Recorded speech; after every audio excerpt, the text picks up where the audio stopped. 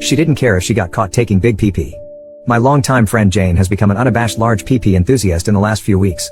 Long story short, I'm in my early 30s, married, and recently found out my wife is turned on by sharing my big pee-pee with this until recently platonic friend of mine. Suffice it to say, I've been in situations in the last few weeks that are beyond the scope of what I thought possible. Yesterday I had plans to go out for dinner with my wife and a big group of friends, including Jane. To be honest with you, I was a little apprehensive about seeing Jane in this context. The last few times I've seen her have been unspeakably lewd. It's an incredible situation to be in, but at the same time I don't want everyone in my life finding out and being scandalized by it. I see it as a wonderful little secret between my wife, myself, and Jane. I texted Jane ahead of the dinner. "Are you going to behave yourself on Tuesday?" I asked.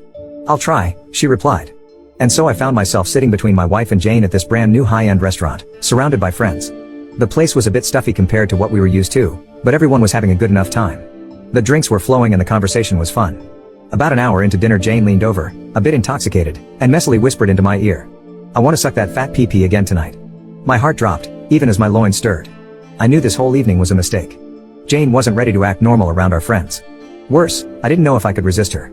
I made sure my cloth napkin was bunched up on my lap, but I felt it begin to rise, pushed skyward by my awakening pee-pee. "Chill out," I laughed under my breath. She pouted slightly and took another sip of wine.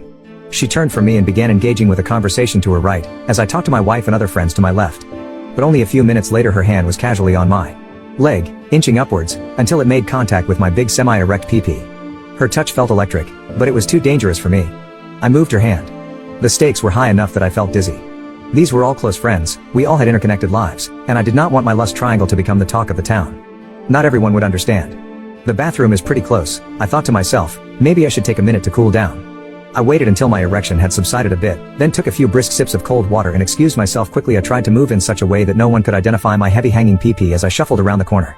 I locked the bathroom door behind me and took a few deep breaths. I walked to the sink and threw some cold water on my face.